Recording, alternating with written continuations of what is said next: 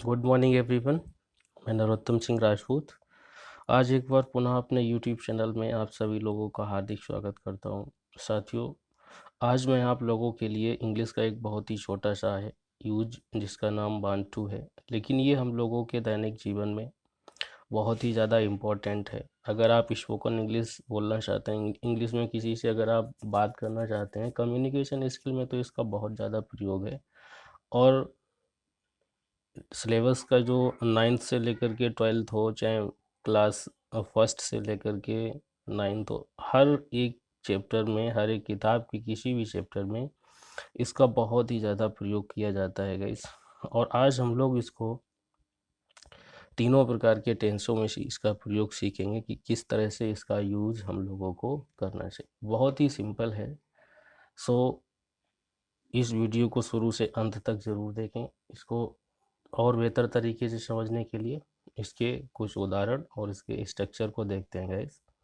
जैसा कि मैंने यहाँ दिया है आपको वांट टू। जब कोई भी व्यक्ति कहना चाहता है, अब देखिए यहाँ पर जो हमने कहा कि चाहता है, चाहते हो, इस तरीके के जो हिंदी के लास्ट में शब्द आते हैं। जैसे आपने कहा कि मैं बाजार जाना चाहता हूँ, तो जो अंतिम शब्द रहेगा आपका चाहता हूँ। तो इस प्रकार के हिंदी शब्दों के लिए हम लोग प्रयोग करते हैं वांट टू का। और इसको पास्ट में किस तरीके से प्रयोग करना है, तो इसके तीनों स्ट्रक्चर्स हम आपको दिखाते हैं गाइस। इन प्रेजेंट में, प्रेजेंट टेंस में सबसे पहले आपको लेना है गाइस सब्जेक्ट, और सब्जेक्ट के बाद में आपको वांट लेना है और फिर वांट्स लेना है। ये सिंपल सेंटेंस के स्ट्रक्चर हैं गाइस। और फिर इसके बाद आपको मैन वर्ब लेना है, प्लस इसके बाद में आपको ऑब्जेक्ट लगाना है। अगर आपका जो यहाँ पर सब्जेक्ट है प्लूरल है, तो उसमें आपको केवल वांट लगाना है, फिर टू लगाना है। अगर सिंगुलर एक वचन है, तो उसके साथ में आपको वांट्स का प्रयोग करना है और फिर मैन वर्ब और ऑब्जेक्ट। एक चीज़ और ध्यान रखना साथियों, प्रेजेंट इंडेफिनिट के साधारण वाक्यों में और पास्ट इंडेफिनिट के साधारण वाक्यों में कभी भी सहायक क्रिया का प्रयोग नहीं किया जाता है। इसीलिए मैंने यहाँ पर किसी भी प्रकार की हेल्पिंग वर्ब का जिक्र नहीं किया है। और जब पास्ट में इसका प्रयोग हम लोग करेंगे, तो सबसे पहले आपको सब्जेक्ट लेना है। देखिए, सेंटेंस किसी का भी हो तो सबसे पहले हम लोग सेंटेंस लेते हैं साधारण वाक्यों में, और इसके बाद आपको जो वांट और वांट्स है, इसकी जगह आपको वांटेड कर देना है केवल। बाकी सेम रहेगा। मैन वर्ब का पहला जो रूप होता है वो आएगा, और उसके बाद में आपको ऑब्जेक्ट देना है। इसी प्रकार से अगर आप सेंटेंस क्रिएट करते हैं फ्यूचर में, तो आपको सबसे पहले सब्जेक्ट और सब्जेक्ट के बाद में विल और शैल दोनों में से किसी एक का जो अकॉर्डिंग टू सब्जेक्ट के प्रयोग करना है, और फिर वांट टू, मैन वर्ब और ऑब्जेक्ट।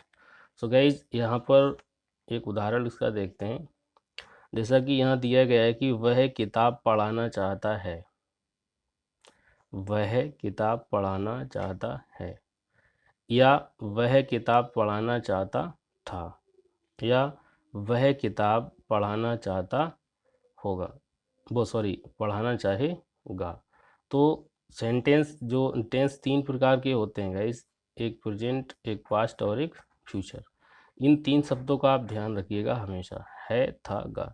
है से सदैव आपको प्रेजेंट का इंडिकेशन होता है, और था शब्द आपको पास्ट की तरफ ले जाता है, और गा तो आपको क्लियर है। तो सबसे पहले हम लोग लेंगे सब्जेक्ट। तो सब्जेक्ट हमारा सिंगुलर है यहाँ पर, तो सब्जेक्ट वह की जगह पर आपने ही लिख दिया। और फिर नंबर दूसरी बात आपको क्या लेना है, वांट और वांट्स में से कोई एक लेना है। तो सिंगुलर सब्जेक्ट है आपका, तो इसके लिए आपको वांट की जगह वांट्स का प्रयोग करना है गाइस। और फिर इसके बाद में आपको क्या लेना है, मैन वर्ब। तो मैन वर्ब हमारा यहाँ क्या है, पढ़ाना। तो पढ़ाने का मतलब यहाँ पर आपका टीच। अब देखिए, यहाँ पर इसका यस का प्रयोग नहीं होगा मैन वर्ब में, क्योंकि ये वांट खुद अपने आप में एक मैन वर्ब है, और इसको जोड़ने का काम किया इन्फिनिटिव ने, जो यहाँ टू का प्रयोग है।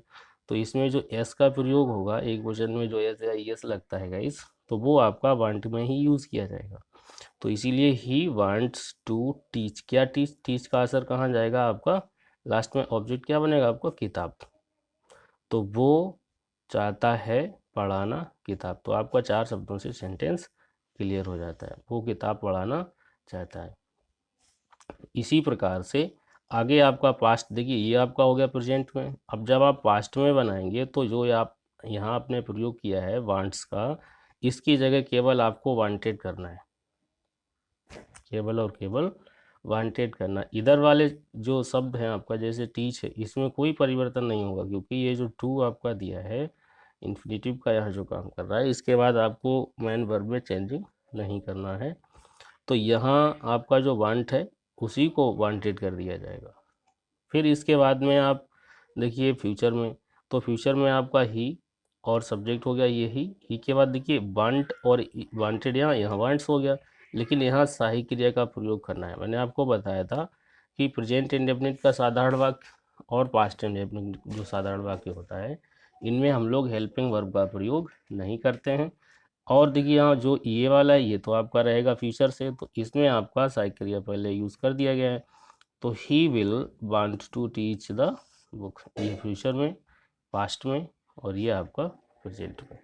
इसी प्रकार से एक और इसका जो एग्जांपल दिया है गाइस देख लेते हैं। मैं अंग्रेजी बोलना चाहता हूँ, तो देखिए यहाँ पर जो आपका सब्जेक्ट रहेगा वो आई है, और ये कॉमन सब्जेक्ट होता है। कभी कभी ये सिंगुलर भी काम कर जाता है, जैसे पास्ट है आपका, तो पास्ट का कंटिन्यूअस जो बनता है उसमें ये सिंगुलर जो सब्जेक्ट होता है उस तरह से काम करता है गाइस। तो मैं अंग्रेजी बोलना चाहता हूँ, मैं अंग्रेजी बोलना चाहता था, या मैं अंग्रेजी बोलना चाहूँगा। तीनों टेंसों में इसका प्रयोग आप करके देख लीजिए, जैसा कि आपने ऊपर वाले जो एग्जाम्पल में देखा था।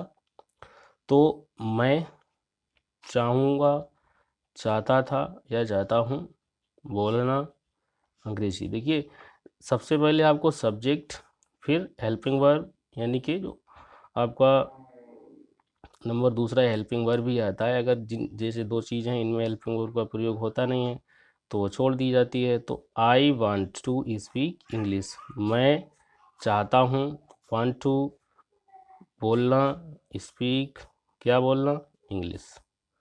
तो I want to speak English. अब पास्ट में इसका प्रयोग हो जाएगा आई, मैं चाहता था, तो वांटेड टू, बोलना स्पीक क्या बोलना, अंग्रेजी, इंग्लिश। इसी प्रकार से आई, फिर गा, सेल। अब देखिए ये कॉमन जो मॉडर्न इंग्लिश है गाइस, उसमें आप आई के साथ में चाहें तो सेल का प्रयोग कर सकते हैं, अगर आप चाहें तो बिल का भी प्रयोग कर सकते हैं। तो आई सेल या I will want to speak English. So guys इसको और बेहतर तरीके से समझने के लिए आप प्रतिदिन इसका प्रयोग करें, और अपने डेली रूटीन में प्रयोग होने वाले सेंटेंसों में भी इसका प्रयोग करें। और गाइज अगर आपको वीडियो पसंद आया हो सो आप इसको शेयर ज़रूर करिएगा। अच्छा लगे तो लाइक करना, और अच्छा नहीं लगे तो डिसलाइक करना। तो आज के लिए यहीं पर विराम देते हैं। Good bye guys.